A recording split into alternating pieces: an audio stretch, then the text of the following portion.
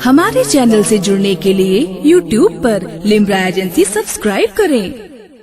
मुअज़्ज़ज़ सामीन, एक चंद मिसालें मैं यहाँ दूंगा।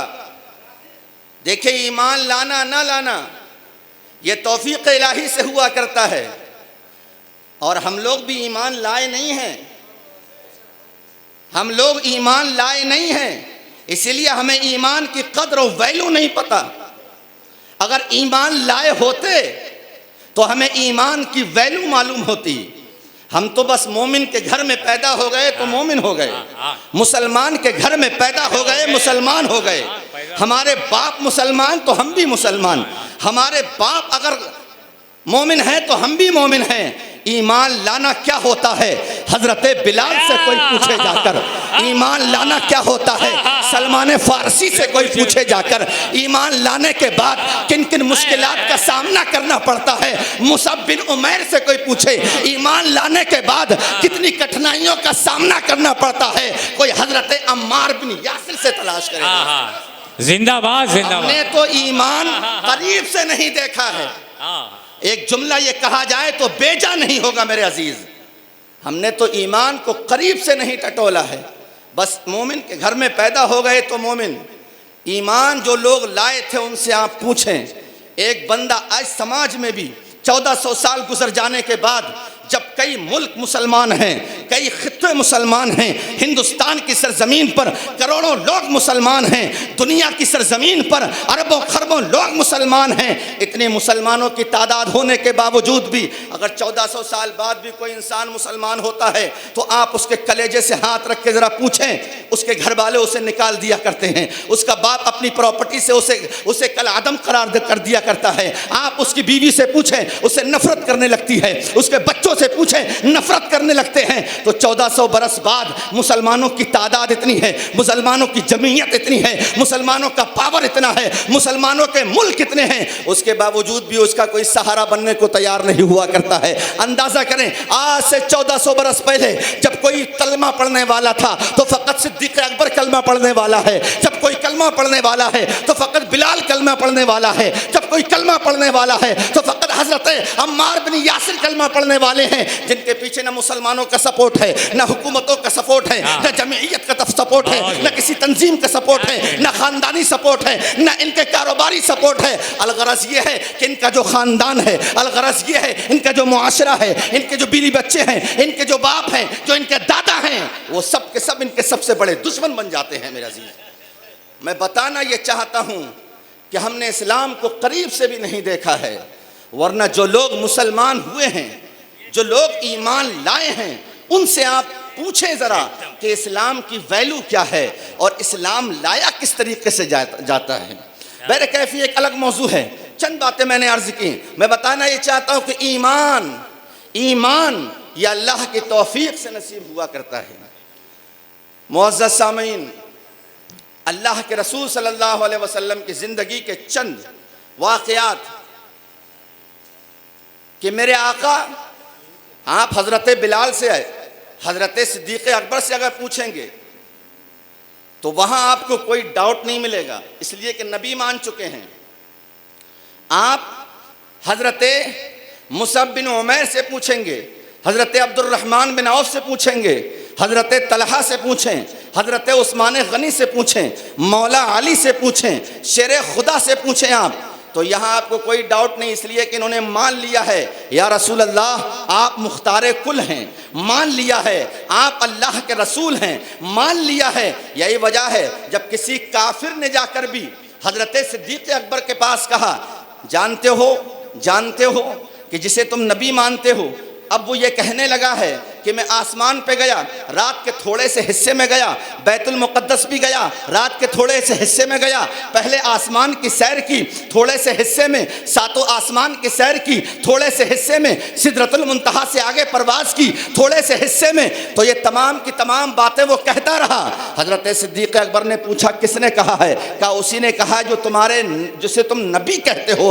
हज़रत सिद्दीक़ अकबर ने कहा, अगर नबी कह रहे हैं तो यकीनन वो सच फरमा रहे हैं। हाँ हाँ, वाह वाह वाह वाह वाह। और एक जुमला और भी कहा था हजरत सिद्दीक अकबर ने, हजरत सिद्दीक अकबर ने यह भी कहा, अरे ये तो कुछ नहीं है, ये तो कुछ नहीं है, अगर वो इससे बढ़कर भी कुछ इरशाद फरमा दें तो सिद्दीक का ईमान उस पर भी। सुभान अल्लाह सुभान अल्लाह सुभान अल्लाह। नारे तकबीर, नारे रिसालत, जश्न हादिए आलम। वाह वाह वाह वाह वाह वाह। इससे बढ़कर भी अगर वो कुछ कह दें तो अबू बकर उसे भी मानने को तैयार है।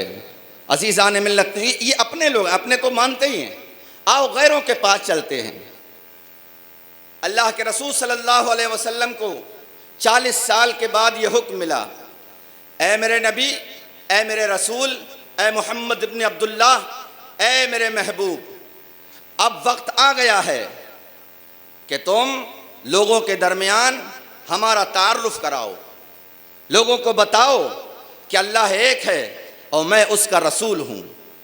ये तमाम माबूदाने बातिला की जो तुम इबादत कर रहे हो, इन्हें पूज रहे हो, इन्हें छोड़ो, फेंको और एक खुदा की बारगाह में आ जाओ। जब अल्लाह के रसूल को ये हुक्म मिला तो शुरू में हुक्म ये मिला कि जो तुम्हारे सबसे अजीज़ लोग हैं, जो आपके करीबी हैं, जो आपके ख़ानदानी हैं, जो आपके रिश्तेदार हैं, जो आपके अहबाब हैं, उनके सामने पहले इस्लाम पेश करो। ये नहीं कहा कि मक्के वालों को बुलाओ इस्लाम पेश कर दो। इसलिए सबसे अजीज मक्के की ज़ात पर, मक्के की ज़मीन पर सबसे करीब जो ऐलान नबुव्वत से पहले भी ज़ात थी, वो ज़ात सिद्दीक़ अकबर की ज़ात थी। इसलिए मेरे आका ने सबसे पहले इस्लाम किसी के सामने पेश किया है तो वो इस्लाम हज़रत सिद्दीक़ अकबर के पास पेश किया। और हज़रत सिद्दीक़ ने तरद्दुद नहीं किया, शक व शुबह में नहीं पड़े, वो तजल्जुल में नहीं पड़े, मानू न मानू, मानू न मानू नहीं। इधर मुस्तफ़ा ने कहा, उधर सिद्दीक़ ने कहा, या रसूल अल्लाह, आज तक आप मेरे दोस्त थे, आज से मैं आपको अल्लाह का रसूल तस्लीम। सुभान अल्लाह सुभान अल्लाह। मुअज़्ज़ज़ सामीन, तो ये अपने हैं, ये तो मानते ही हैं। आओ हम गैरों के पास चलें तो हम इस दुनिया के, इस दौर के गैर जो हैं, इंशाअल्लाह उसकी भी मिसालें देंगे। हम नबी के दौर में जो गैर लोग थे, नबी के नारे तकबीर, नारे तकबीर, नारे रिसालत, शहजादे हुजूर सैफुल आलम सैयद मोहम्मद अशरफ साहब किबला, नबी रहे सैफुल हिंद अल्लामा सैयद रेहान अशरफ साहब किबला, नारे तकबीर, नारे रिसालत, जश्न हादिए आलम, अंजुमन फैज़ान सिमना, नारे तकबीर, नारे रिसालत। दुरूद पाक पढ़ लें, अल्लाहुम्मा सल्ली अला सय्यिदिना व मौलाना मुहम्मदिन कमा सल्ली अलैहि सलातु व सलामन अलैका या रसूलल्लाह सल्लल्लाहु अलैहि वसल्लम। तो अल्लाह के रसूल सल्लल्लाहु अलैहि वसल्लम तशरीफ़ लाए, ऐलान नबुव्वत फरमाया। हुक्म ये हुआ जो आपके करीबी लोग हैं पहले आप उन्हें दावत दें। अल्लाह के रसूल ने पहले करीबी लोगों को दावत दी और ये दावती सिलसिला तकरीबन 3 साल तक चलता रहा। इन 3 साल में बहुत सारे लोग मुसलमान हो गए थे। 3 साल के बाद ये हुक्म नाजिल हुआ कि ए महबूब, अब खुल्लम खुल्ला तबलीग करो। ए महबूब, अब पूरे मक्के को दावत दो। ए महबूब, अब मक्के की हर जमात, हर कबीले, हर ख़ानदान को अब अल्लाह की बारगाह में बुलाओ। लिहाजा उसके लिए अल्लाह के रसूल सल्लल्लाहु अलैहि वसल्लम पूरी तवज्जो चाहता हूँ। अगर गुफ्तगू आप वाकई गुफ्तगू का लुत्फ़ लेना चाहते हैं, अल्लाह के रसूल सल्लल्लाहु अलैहि वसल्लम एक पहाड़ के चोटी पर चढ़ गए और पूरे मक्के को बुलाया, मक्के के हर फर्द को बुलाया मेरे आका ने। और पहाड़ की उस चोटी पे चढ़ने के बाद, बुलंदी पे चढ़ने के बाद अल्लाह के रसूल सल्लल्लाहु अलैहि वसल्लम ने फरमाया, ऐ लोगो, मुझे पहचानते हो? कहा हम पहचानते हैं तुम्हें, तुम्हारा नाम मोहम्मद इब्न अब्दुल्ला है। तवज्जो चाहता हूँ, जिस नबी को हम मानने वाले हैं उस नबी की शान क्या है, जिस नबी का हम कलमा पढ़ने वाले हैं उसका तारुफी खाका हर मुसलमान के जहन में पैवस्त होना यह ज़रूरी है। अल्लाह के रसूल ने फरमाया, जानते हो मुझे कौन, मैं कौन हूँ? कहा हाँ, सब जानते हैं कि तुम मोहम्मद इब्न अब्दुल्ला हो, तुम अब्दुल मुत्तलिब के घर में पैदा हुए हो। ऐ ऐ मोहम्मद हम सब तुमको पहचानते हैं, क्या मेरे बारे में कुछ और भी जानते हो? कहाँ जानते हैं? हम जानते हैं ऐ मोहम्मद तुमने कभी झूठ नहीं बोला है, ऐ मोहम्मद हम तुम्हें सादिक कहते हैं, ऐ मोहम्मद तुमने कभी अमानतों में खयानतें नहीं की हैं, ऐ मोहम्मद जब हमारे घरों में कोई झगड़ा हो जाता है तो उसके फैसले आप बनाए जाते हो, ऐ मोहम्मद हमारे घर में जब कोई नज़ा हो जाता है तो उसके जज आप बनाए जाते हैं। हम आप पर ईमान रखते हैं, हम आपको मानते हैं। आपने कभी पूरी 40 साल जिंदगी में झूठ नहीं बोला है। मेरे आका ने जब अपने आप को मनवा लिया तो कहा मैंने कभी झूठ नहीं बोला। कहा हाँ हाँ कभी झूठ नहीं बोला। ये सब के सब कौन कह रहे हैं? जो अभी कलमा नहीं पढ़े हैं। ये सब के सब वो लोग हैं जिन्होंने अभी मोहम्मद को मोहम्मदुर रसूलुल्लाह नहीं कहा है। ये सब के सब वो लोग हैं जो मोहम्मदुर रसूलुल्लाह सल्लल्लाहु अलैहि वसल्लम को अभी पहचानते नहीं हैं। मेरे आका ने कहा हाँ हाँ मुझे सच मानते हो, मुझे सच्चा जानते हो? कहा हाँ हम सच्चा जानते हैं। कहा सुनो, तो अब मैं अगर तुमसे ये कहूँ मैं पहाड़ की बुलंदी पे हूँ, तुम पहाड़ के एक साइड में हो और पहाड़ के दूसरे साइड में एक बहुत बड़ा लश्कर है जो तुम्हारे ऊपर हमला करना चाहता है, तुम्हें नेस्तो नाबूद करना चाहता है, तुम्हारे टुकड़े टुकड़े कर देना चाहता है, क्या तुम इसे मानोगे? तो तमाम मक्के वालों ने, जिनके कानों तक कहीं ना कहीं से यह खबर पहले पहुंच चुकी थी, इसलिए कि तबलीग 3 साल पहले शुरू हो चुकी है, ख़ानदान वालों को पता था, दोस्त अहबाब को पता था कि अल्लाह का रसूल है। मेरे आका ने फरमाया क्या दामन, इस पहाड़ के इस दामन में अगर एक लश्कर है मैं कहूँ तो मानोगे? कहा हाँ हाँ हम मानेंगे। जो जो तुम कहोगे वो हर चीज़ पर हम ईमान रखते हैं, हम मानते हैं उसे, इसलिए कि तुमने कभी झूठ नहीं बोला। अब अल्लाह के रसूल ने अपनी बात पेश की, अल्लाह के रसूल ने दीन पेश किया, अल्लाह के रसूल ने इस्लाम पेश किया, अल्लाह के रसूल ने अल्लाह का तारुफ पेश किया और कहा सुनो, अगर तुम मुझे सच्चा जानते हो तो सुनो, अल्लाह एक है और मैं उसका मोहम्मद उसका रसूल हूँ। मेरे आका ने जब ये फरमाया तो पूरा मक्का जानी दुश्मन हो गया, जानी दुश्मन हो गया। सब के सब अल्लाह के रसूल पर जुल्म ढाने लगे, सब के सब सताने लगे। हर इंसान जिसे जैसे जहां मिलते थे मोहम्मद अरबी, वो अल्लाह के रसूल सल्लल्लाहु अलैहि वसल्लम को तकलीफ पहुंचाना चाहता था।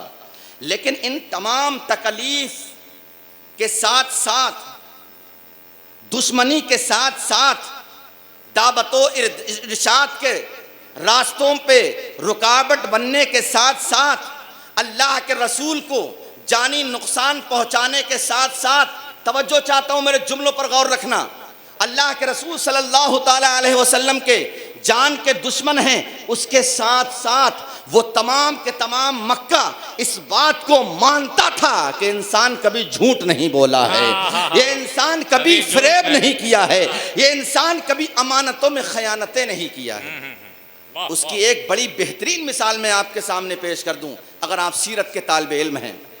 अल्लाह के रसूल सल्लल्लाहु अलैहि वसल्लम देखिए 13 साल जिंदगी गुजारी मेरे आका ने मक्के में। जब गुजारने के बाद